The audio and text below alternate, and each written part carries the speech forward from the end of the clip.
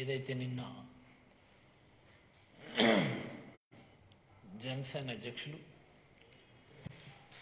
కళ్యాణ్ గారు మా జిల్లా రావడం, పిచ్చి పిచ్చిగా మాట్లాడడం, పిచ్చి ప్రలాపనలన్నీ కూడా మాట్లాడి వెళ్ళడం మనందరం చూసాం. నాకు అనిపించింది ఏంటంటే, పండగ పూట పగటి వేషగాళ్ళు ముందస్తుగా గ్రామాల్లో తిరిగేట్టుగా అనిపించినటువంటి సందర్భం. గ్రామాల్లో కొంతమంది వృత్తిపరమైనటువంటి పగటి వేషగాళ్ళు ఉంటారు. రకరకాల వేషాలు వేసుకొని గ్రామాల్లో తిరుగుతూ పొట్టగూటి కోసం చేసేటటువంటి వేషాలు అవన్నీ కూడా. మన పవన్ కళ్యాణ్ వ్యవహారం మాత్రం ఇది వ్యవహారం కాదు, వ్యవహారం. కాస్ట్లీ ఇది. కోట్ల రూపాయలు, వందల వేల కోట్ల రూపాయలు తీసుకుని పగటి వేషాలు వేయడంలా ఉంది. నిన్న మీటింగ్ ఎంటైర్ ఎపిసోడ్ చూస్తే మనం, లేకపోతే శ్రీకాకుళం వచ్చి, ఉత్తరాంధ్ర వచ్చి, ఉత్తరాంధ్ర వెనుకబాటు గురించి మాట్లాడుతూ ఉంటూ, మీరందరూ ఒక విషయం గమనిస్తే, నేను మాట్లాడినటువంటి మాటల్లో ఒక ప్రధానమైనటువంటి మాట, రాష్ట్ర విభజన జరిగిన తర్వాత అంటూ 2019 నుంచి మనం చూస్తే అని చెప్పి ఆయన మాట్లాడాడు ఒక మాట. రాష్ట్రం రెండు ముక్కలైన తర్వాత 2019 తర్వాత చూస్తే అంటూ ఆయన మాట్లాడినాడు. ఆయన చాలా ప్రధానమైనటువంటి మాట ఇది. యాక్చువల్గా నేను అడుగుతా ఉన్నాను, నేను రాష్ట్ర విభజన 2014లో జరిగింది. 14 నుంచి 19 వరకు చంద్రబాబు ముఖ్యమంత్రిగా ఉన్నాడు. నువ్వు చంద్రబాబుకి స్నేహితుడిగానో ఉంపుడుగత్తిగానో ఉన్నావు. ప్రశ్నించాల్సినటువంటి సందర్భంలో, ప్రభుత్వాన్ని నిలదీయాల్సినటువంటి సందర్భంలో అమ్ముడుపోయి ప్రశ్నించలేదు నువ్వు. ఈరోజు 2019 తర్వాత అంటూ పాట మొదలెట్టినావు. ఏమి నీ యజమాని వద్దన్నాడా? 14 నుంచి 19 గురించి మాట్లాడితే మాత్రం నీ ప్యాకేజ్ కట్ చేసేస్తాను, రేటు తగ్గించేస్తానని నేను చెప్పాడా? నువ్వెందుకు ఆ సందర్భం గురించి నువ్వెందుకు మాట్లాడు? 14 నుంచి 19 గురించి నీ మాటల్లో ఎందుకు నువ్వు మాట్లాడడం లేదు? దాన్ని ఎందుకు మర్చిపోయినావు? మీ యజమాని ఆ సమయం గురించి మాట్లాడవద్దని నీకు సూచించుంటాడని నేనైతే భావిస్తా ఉన్నాను. లేకపోతే నువ్వు ఖచ్చితంగా 14 నుంచి 19 వరకు, లేకపోతే అంతకు ముందు చంద్రబాబు పనిచేసినటువంటి టెన్యూర్ 95 to 2003 వరకు కూడా మాట్లాడి ఉండాల్సింది.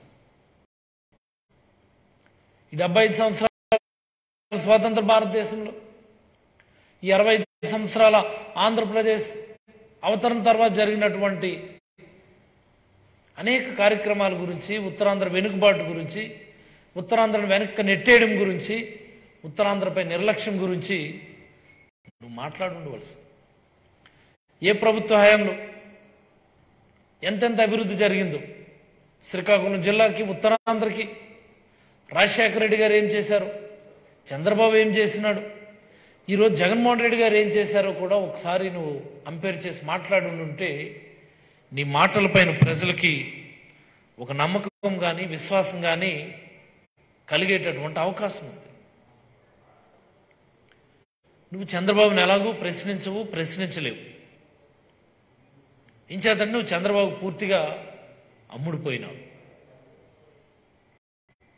నిన్న జరిగిన మీటింగ్ కూడా క్రిస్టల్ క్లియర్గా మనకు అనిపిస్తాం, ఇది చంద్రబాబు కుట్రలో భాగంగా.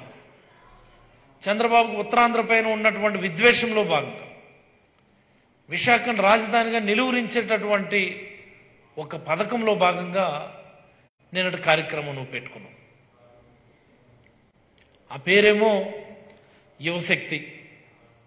ఆ పేరు కూడా తెలుగుదేశం పార్టీ ఆఫీస్ నుంచి ఇచ్చింది. లోకేష్ పాదయాత్రకేమో యువగలం అని పేరు ఇచ్చినారు, నీకేమో యువశక్తి అని పేరు ఇచ్చారు. నువ్వు శ్రీకాకుళం రావడానికి 4 రోజుల ముందు ఉత్తరాంధ్ర చర్చా వేదిక అని చెప్పి చంద్రబాబు చెంచగాళ్ళందరూ కూడా వైజాగ్లో కూర్చొని మళ్ళీ విద్వేషాన్ని రగిల్చినారు. మేము చూడలేదా? ఇదే నాదెండ్ల మనోహరు, ఇదే Chandrababu party of India Ramakrishna, వీళ్ళందరూ వైజాగ్లో కూర్చొని ఉత్తరాంధ్ర పైన విషం చిమ్మే కార్యక్రమాన్ని చేశారు. అంటే మీరందరూ కూడా ఒకే తానులో మొక్కలు. మీరు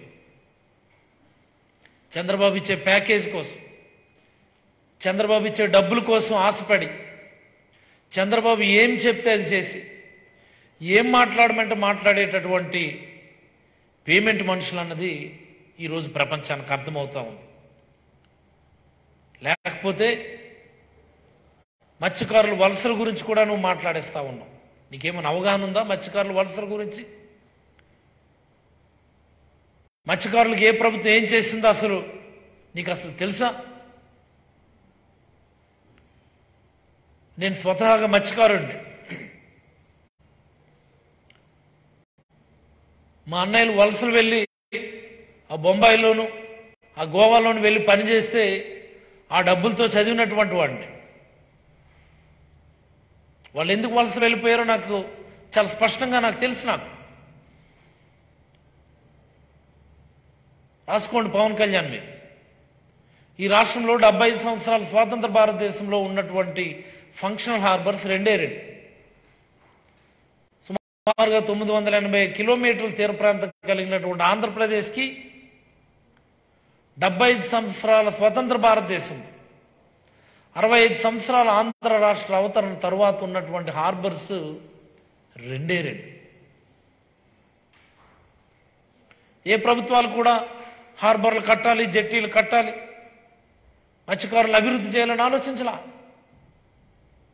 జగన్మోహన్ రెడ్డి గారు పాదయాత్ర సమయంలో గ్రామాలు తిరిగినప్పుడు, మత్స్యకారులతో ప్రత్యేకంగా సమావేశమైనప్పుడు వాళ్ళు చెప్పినటువంటి మాటలు, మాకు హార్బర్లు కట్టించండి అయితే ఈ ఒక్క ప్రభుత్వ హయాంలో, జగన్మోహన్ రెడ్డి గారి హయాంలో 9 హార్బర్లను ఇప్పటి వరకు మంజూరు చేయటం జరిగింది. ఇంతకంటే గొప్ప నాయకుడు మత్స్యకారులకి దొరుకుతాడా? ఇంతకంటే మనసున్న నాయకుడు మత్స్యకారుల చరిత్రలో మనం ఈ రాష్ట్రంలో చూడగలమా? మనం నువ్వురా, నేను తీసుకొని వెళ్తాను నాతో పాటు. నెల్లూరు జిల్లా జువ్వలదిన్నె దగ్గర ఎంతవరకు పూర్తయిందో హార్బర్ చూద్దు కానీ,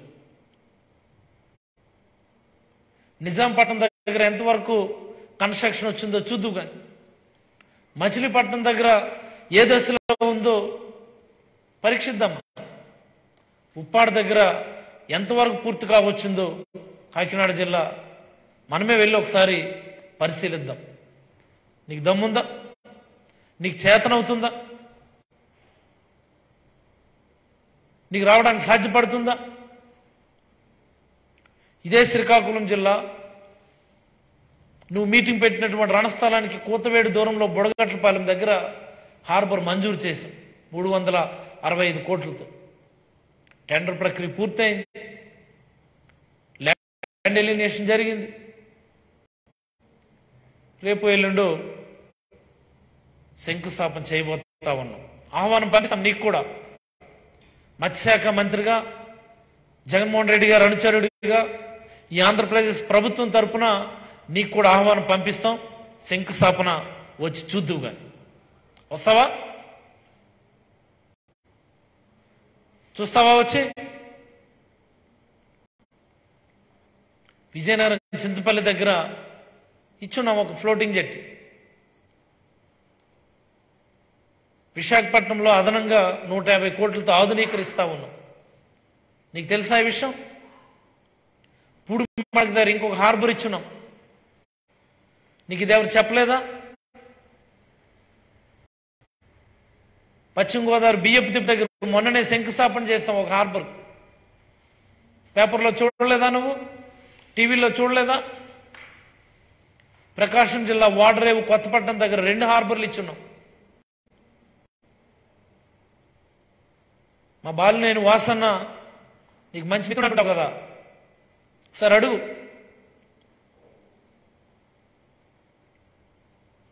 చరిత్రలో ఏ నాయకుడికి సాధ్యపడనటువంటి అరుదైనటువంటి ఘనత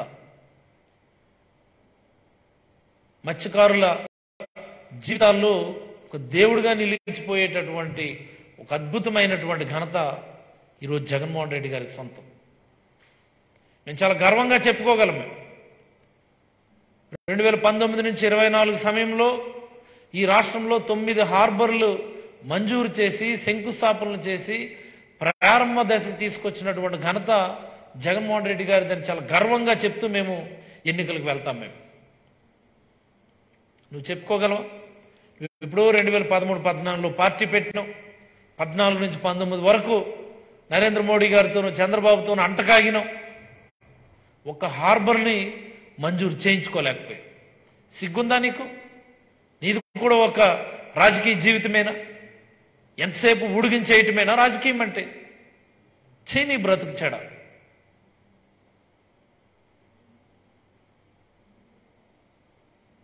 నేను నువ్వు మాట్లాడినటువంటి మాట నాకు ఇప్పుడు గుర్తొస్తుంది. నాకు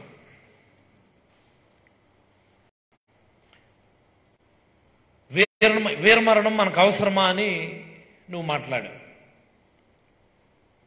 ఎంత దయనీయమైనటువంటి మాట అంటే, అస్త్ర సన్యాసం చేసి పోరాటం చేతకాక పూర్తి నిరాశ నిస్పృహలతో నువ్వు మాట్లాడినటువంటి మాటలు. వీరమరణం మనకు అవసరమా? మీరు నాకు గ్యారంటీ ఇస్తారా గెలిపిస్తానని? మీరు నాకు గ్యారంటీ ఎవరు? నా మీటింగ్లకు వస్తారు, నాకు ఓట్లు వేయరని చెప్పి నీ కార్యకర్తల మీద నీకు ప్రజల మీద ఉన్నటువంటి భావం అది. నువ్వే గతంలో మాట్లాడు. ఒకసారి నీ మాటలు గుర్తెచ్చుకో.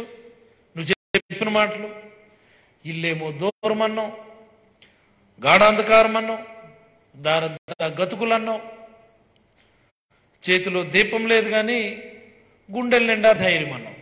ఏడు మర్చిపోయేమా నువ్వు ఆ రోజు నువ్వు మాట్లాడినటువంటి మాటలు, ఆ యాక్షను, ఆ హై వోల్టేజ్ డైలాగులు ఎంత దారుణం అంటే, ఈరోజు ఇదే పవన్ కళ్యాణ్ డైలాగ్ కోసం మనం గూగుల్ చేస్తే ఆ మాటలు చెప్పినటువంటి బాలగంగాధర్ తిలక్ గారు కనిపించిన మన గూగుల్లో. ఇవేవో పవన్ కళ్యాణ్ సొంత కవిత్వం అన్నట్టు గూగుల్లో రిజల్ట్స్ కనిపిస్తాయి మనకి. సార్ మీరు కూడా సరదా చెక్ చేసి చూడండి. ఆ మాటలన్న నువ్వే, ఆ మాట గర్జించిన నువ్వే ఈరోజు మనకు వీరమరణం అవసరమా? మీరు నన్ను గెలిపిస్తారని గ్యారంటీ ఇస్తారా? ఏం మాటలవి? ఎందుకు డైరెక్ట్గా చెప్పు. ఒరే మనకు చంద్రబాబు డబ్బులు ఇస్తున్నాడు, ఓ 1000-2000 కోట్లు మనకి ఇస్తానన్నాడు. ఎందుకు గతంలో మాదిరి ఈసారి కూడా చంద్రబాబుతో కలిసి వెళ్ళిపోదాం, మీరు అందరూ ఎల్లో జెండాలు మోయడానికి సిద్ధంగా ఉండండి అని చెప్పి నీ కార్యకర్తలకు చెప్పి, ఈ మాత్రం దానికి ఈ మీటింగ్లు ఎందుకు, ఈ డొంక తిరుగుడు మాటలు, ఈ యాక్షన్లు, ఇవన్నీ ఎందుకు మాకు?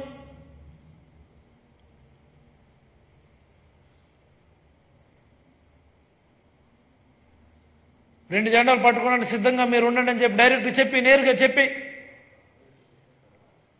నేను యువకులకు ఒకటే చెప్పదలుచుకున్నాను.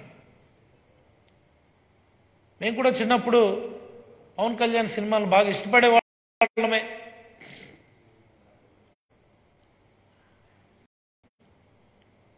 మేము కూడా ఆయన సినిమాలు బాగా ఇష్టపడేవాళ్ళం.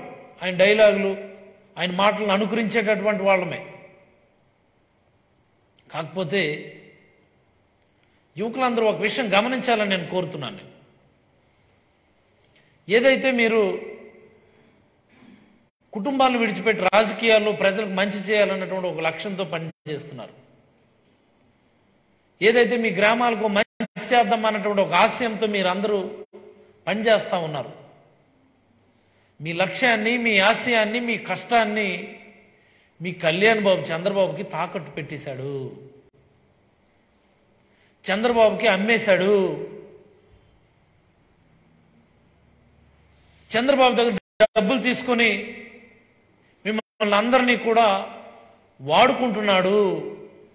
ఇది మీరందరూ గమనించమని యువకులను కోరుతా ఉన్నాను నేను. లేకపోతే కార్యకర్తలకు ఇచ్చేటటువంటి సందేశం కార్యకర్తల్లో స్ఫూర్తి నింపేలా, ఇదిగో నేను వస్తే ప్రజలకి ఇది చేస్తాను, ఇది నా ఎజెండా, ఇది నా ఆశయం, ఇది నా సంకల్పం అని నాయకుడు అనేటటువంటి వాడు ముందు నడిపించాలి తప్ప ఇలాగా ప్యాకేజ్ మాటలు మాట్లాడకూడదని నేనైతే అభిప్రాయపడతా ఉన్నాను. మా ముఖ్యమంత్రి గారి నుంచి నువ్వు మాట్లాడుతూ ఉన్నావు గ్రామ సింహం అని రకరకాలుగా. కళ్యాణ్ బాబు నువ్వు ఒక విషయం గుర్తుపెట్టుకో, సింహాన్ని ఎవరు కూడా ఆహ్వానించి అడవికి రాజుని చేయలే. సింహాన్ని ఎవరు కూడా ఆహ్వానించి అడవికి రాజుని చేయలే. దానికి ఉన్నటువంటి శక్తి సామర్థ్యాలే సింహాన్ని ఆ స్థాయిలో కూర్చోబెట్టాయి. జగన్మోహన్ రెడ్డి గారు సింహం లాంటి వారు. నీలాంటి గ్రామ సింహాల అరుపులకి అదిరిపోయే బెదిరిపోయేటటువంటి వ్యక్తి కాదు. జగన్మోహన్ రెడ్డి గారు చెప్పినటువంటి మాటలు ఒకసారి గుర్తు చేసుకుంటే, ఏనుగు పోతా ఉంటే కుక్కలు మొరుగుతూ ఉంటాయి. నువ్వు ఎంత మొరిగినా సరే, ఎంత అరిచినా సరే, జగన్మోహన్ రెడ్డి గారి వెంట్రుకు కూడా నువ్వు పీకలేవని నేనైతే చాలా బలంగా చెప్తా ఉన్నాను. నేను 3 మొక్కలు సీఎం అని నువ్వు మాట్లాడితే మేము అనలేమా? 3 పిల్లల కళ్యాణ్ అని మేము అనలేమా? నీకు ఏ ముహూర్తం పెట్టినారో ఆ పేరు కళ్యాణ్ అని. అదేంటో చాలా గమ్మత్తుగా నీ పేరు కూడా కళ్యాణం. ఎన్ని కళ్యాణాలు చేసుకున్నావు? పవన్ అనేది మధ్యలో యాడ్ అయింది నీకు. నీ గురువు, మార్షల్ ఆర్ట్స్ గురువు ఎవరో నీకు ఇచ్చినటువంటి పేరు అది. నీ పేరు కళ్యాణే కదా. నీ పేరును సార్థకం చేసుకునేట్టుగా నీ ప్రవర్తన ఈరోజు ఉంది. ఈరోజు ఉత్తరాంధ్ర వెనుకబాటు గురించి, వలసల గురించి మాట్లాడుతూ ఉన్నావు. ఒక విషయం గమనించాలి పవన్ కళ్యాణ్, నువ్వు 2014-19 మధ్యలో చంద్రబాబు డ్రామాలు ఒకసారి గమనిస్తే సుమారుగా 18.87 లక్షల కోట్ల రూపాయలు వర్త్ ఆఫ్ ఎంఓఎస్ చేశాడు ఆయన రకరకాల మార్గాలు. 18.87 లక్షల కోట్ల రూపాయలు ఎంఓఎస్ చేస్తే కేవలం 11,994 కోట్ల రూపాయలు సంవత్సరానికి పెట్టుబడులు మెటీరియలైజ్ చేయగలిగాడు ఆయన. 11,994 కోట్లు పెర్ ఇయర్ పెట్టుబడులు పెట్టించగలరు 14-19. జగన్మోహన్ రెడ్డి గారి హయాంలో చూస్తే 19 నుంచి 22 వరకు సంవత్సరానికి 15,637 కోట్ల రూపాయలు పెట్టుబడులు వచ్చినాయి. మనకి ఇప్పటి వరకు ఎస్ఐపిబి ఆమోదించినటువంటివి 1,81,821 కోట్ల రూపాయల పెట్టుబడులు ఎస్ఐపిబిలు ఆమోదిస్తే they are in various stages of development and nearing about 1.5 lakh jobs in all these industries. ఇది జగన్మోహన్ రెడ్డి గారి ఘనత. నీకు దీని మీద ఏమైనా అవగాహన ఉందా? పెట్టుబడుల గురించి అవగాహన లేనటువంటి నీవు పెట్టుబడులు వెనక్కి వెళ్ళిపోతున్నాయని చెప్తా ఉన్నాను. గంజాయి గురించి మాట్లాడుతూ ఉన్నాం. ఆమ్స్టర్డామ్లో కూడా దొరుకుతుందట. వెళ్ళినవేంటి? వెళ్ళే ఉంటావు. అక్కడ రెడ్ లైట్ ఏరియా కూడా ఫేమస్ బాగా. ఆమ్స్టర్డామ్లో అరకు శీలావతి దొరుకుతుందని చెప్పి కళ్యాణ్ చెప్తా ఉన్నాడు. అంటే ఈ రాష్ట్ర భవిష్యత్తుని, ఈ రాష్ట్రం యొక్క ఆత్మాభిమానాన్ని దెబ్బతీసి డబ్బుల కోసం ఎంత నీచాతి నీచమైనటువంటి మాటలైనా మాట్లాడడానికి సిద్ధపడినటువంటి నీకు ఈ రాష్ట్ర ప్రజల పట్ల ఉన్నటువంటి గౌరవాన్ని ఇదైతే చూపిస్తుందని నేను అనుకుంటా ఉన్నాను. ఇంకోటి మాట్లాడాను, రాజశేఖర రెడ్డి గారిని ఎదిరించాను నేను. ఆ సమయంలోనే బట్టలు ఊడదీసుకోవటాన్ని అని చెప్పాను నేను అని చెప్పాను. అసలు ఏంటది నాకు అర్థం కాదు.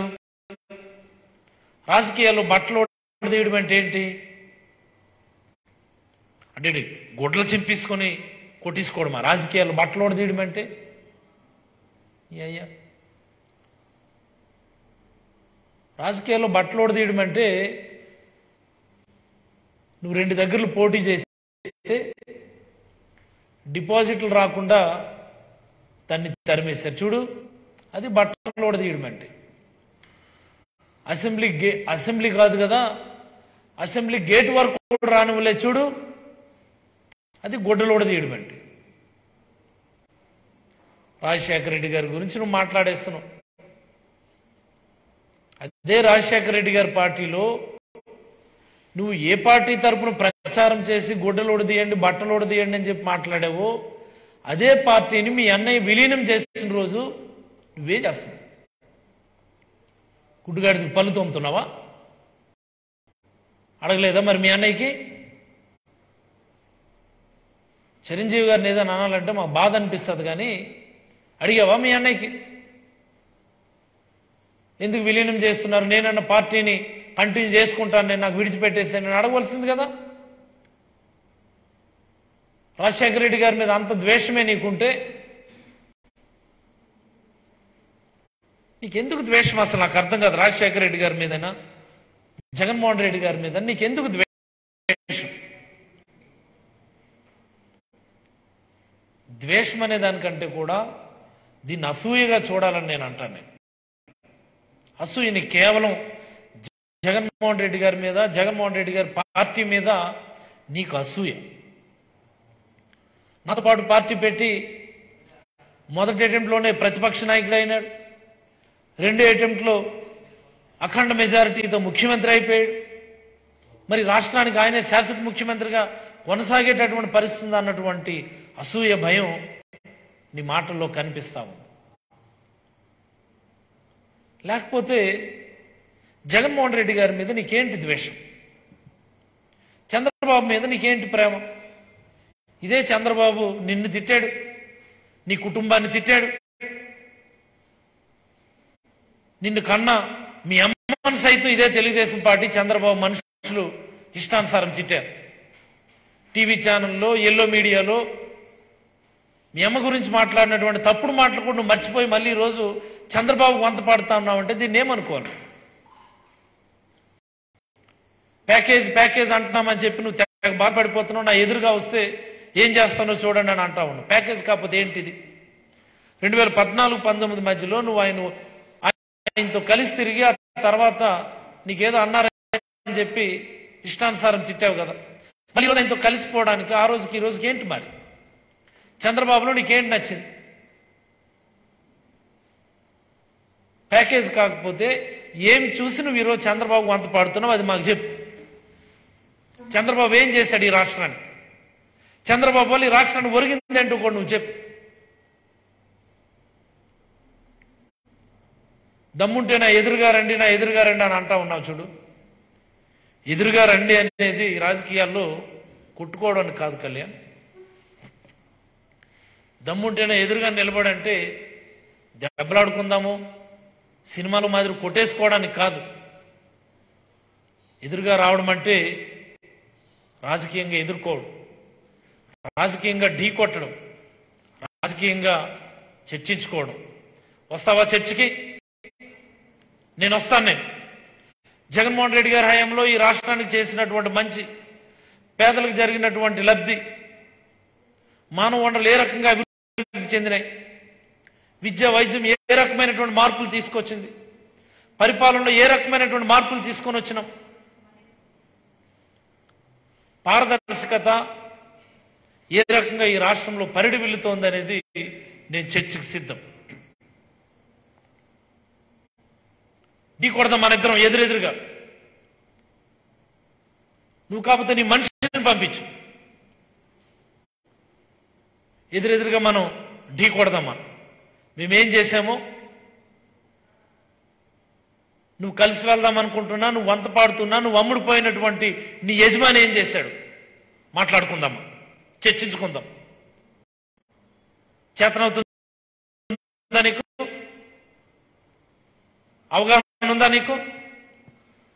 రాగలవా నువ్వు? కేవలం పండగ పూట పగటి వేషాలు వేయడానికే నువ్వు నిన్న మా జిల్లా వచ్చావని, మా జిల్లా మీద కానీ మా ఉత్తరాంధ్ర మీద కానీ అవగాహన లేకుండా నువ్వు మాట్లాడినటువంటి మాటలు, నిరాశ నిస్పృహలతో నువ్వు మాట్లాడినటువంటి మాటలు, నీ కార్యకర్తల మీదే నీకు నమ్మకం లేదు,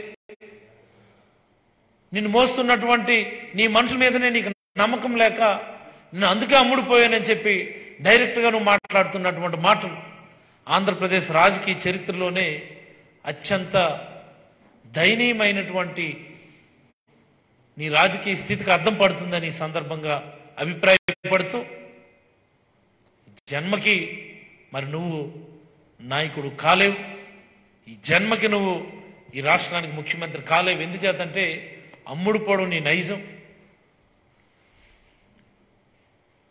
అమ్మేయడం నీ నైజం, నటించడం నీ వృత్తి. నువ్వు కళాకారుడివి, నువ్వు నటిస్తావే తప్ప నువ్వు ఎప్పటికీ కూడా నిజ జీవితంలో హీరో కాలేవని నేనైతే అభిప్రాయపడుతూ సెలవు తీసుకుంటా ఉన్నా. Thank you.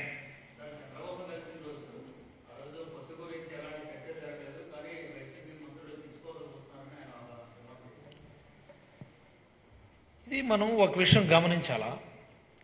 ఇవి నిన్న పబ్లిక్ మీటింగ్లోనే ఆయన చాలా స్పష్టంగా ఆయన చెప్పాడు. మీరు నన్ను గెలిపిస్తారంటే నేను సింగిల్గా వెళ్తాను, మీరు నన్ను గెలిపించరు కాబట్టి ఈ వీర మరణాలు అవసరం లేదు కాబట్టి ప్రభుత్వ వ్యతిరేక ఓటు చేయకుండా చూడాల్సిన బాధ్యత మన మీద ఉంది, అందుకని మనం కలిసి వెళ్దామని చెప్పి ఆయన చెప్పకనే చెప్పేశాడు. ఆల్రెడీ కొంత అడ్వాన్స్ తీసుకున్నాడు ఆయన. చంద్రబాబును మనం కలిసినప్పుడు కొంత అడ్వాన్స్ తీసుకున్నాడు. అడ్వాన్స్ తీసుకున్నాడు కాబట్టి వాళ్ళ కార్యకర్తలందరికీ సెన్సిటైజ్ చేయాలి కాబట్టి ఇంక ఇక్కడ నుంచి రోజు ఇదే మాట చెప్తాడు ఆయన, మనం కలిసే వెళ్దాము కలిసే వెళ్దాము అంటూ ఆయన మాట్లాడుతూ ఉంటాడు. దానికి ఓ పెద్ద పేరు వ్యూహం అని. నీ బొంద అదేం వ్యూహం రా, నాకు అర్థమవుదు. వ్యూహం అంటే గెలవడానికి వ్యూహం, గెలవడానికి వ్యూహం తప్ప ఎవరినో ఓడించడానికి వ్యూహం ఏంటి నీ బొంద? అది ఆయన చెప్పకనే ఆయన మాట్లాడాల్సింది ఒకటే, ఇన్ని కోట్లు ఇస్తానన్నాడు, మనకు అది సరిపోవడం లేదు, మనకి ఇన్ని కోట్లు కావాలని నేరుగా నీ కార్యకర్తలు చెప్పేస్తే అక్కడితో మరి పెద్ద చర్చ ఉండదని నేనైతే అభిప్రాయపడతా ఉన్నాను.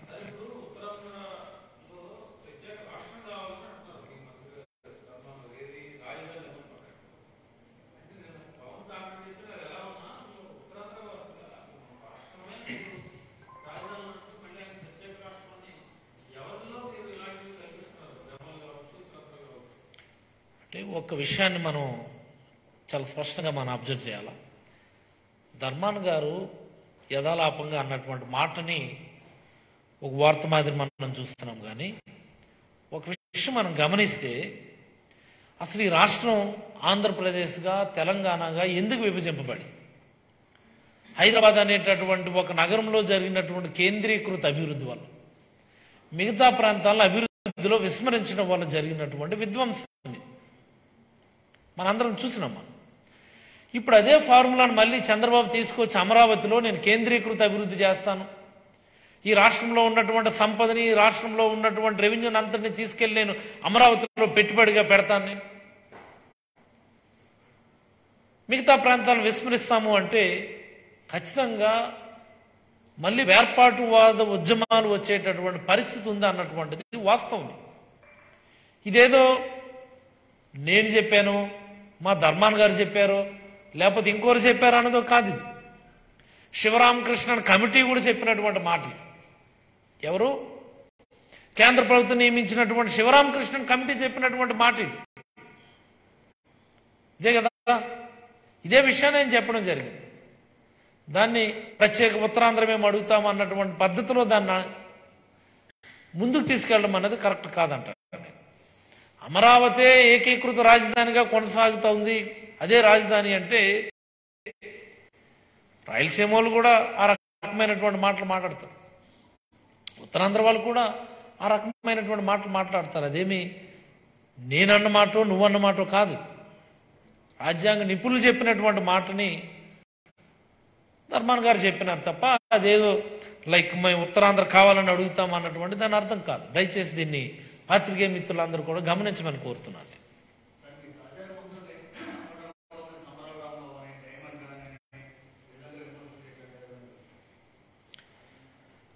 అంటే ఈ పవన్ కళ్యాణ్ యొక్క చిన్న బుద్ధిని సూచిస్తుంది అది. ఒకసారి మనం గమనిద్దాం.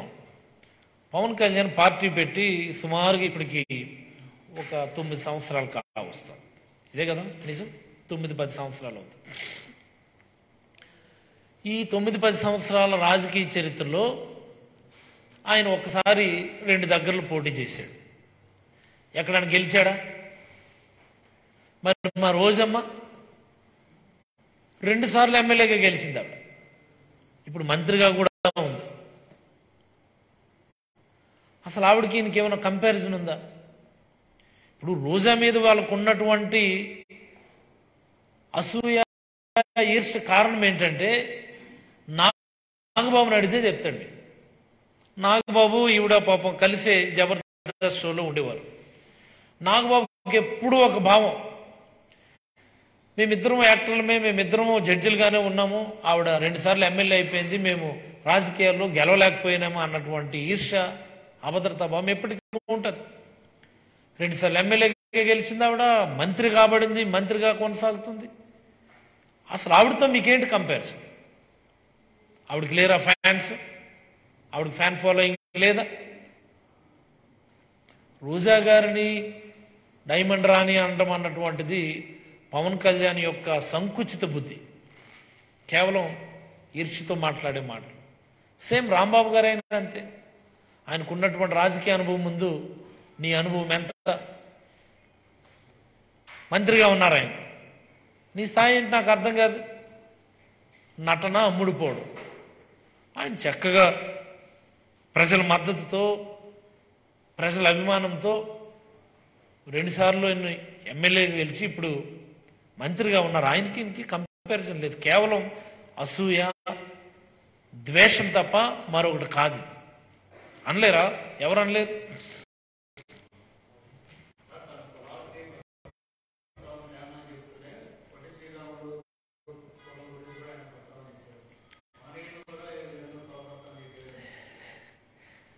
గాంధీ గారిని కులం గురించి మాట్లాడాడు ఆయన, పొట్టి శ్రీరాములు గారి కులం గురించి మాట్లాడాడు ఆయన. కులాల ప్రస్తావన అన్నటువంటి రాజకీయాలకు శ్రీకారం చుడతా ఉంటాడు. ఆయనకి మాట మీద నిలకడలేదు, మాట మీద నియంత్రణ లేదు. ఆయన మాట్లాడేదంతా ఒకటి. చంద్రబాబు స్క్రిప్ట్లో ఏం రాసిస్తే అదే మాట్లాడతాడు తప్ప ఒక్క పిసరు కూడా దాని నుంచి డీవియేట్ అవడు. ఆయన ఎంతసేపు వాళ్ళ కులం గురించి అనేక సందర్భాల్లో మాట్లాడి ఈరోజు నేను కులాల ప్రస్తావన తీసుకుని రానని చెప్పినటువంటి మాటలు దేనికి నిదర్శనం? వంగవీటి రంగ హత్య గురించి మాట్లాడాడు ఆయన. ముద్రగడ పద్మనాభం గురించి ఎప్పుడు మాట్లాడలేదు. ఈరోజు హరిరామ జోగయ్య గురించి మాట్లాడుతూ ఉన్నాడు. అనేక సందర్భాలు మనం పవన్ కళ్యాణ్కి మాట మీద నియంత్రణ లేదు, ఆయన మాటకి అంత విలువైతే లేదు.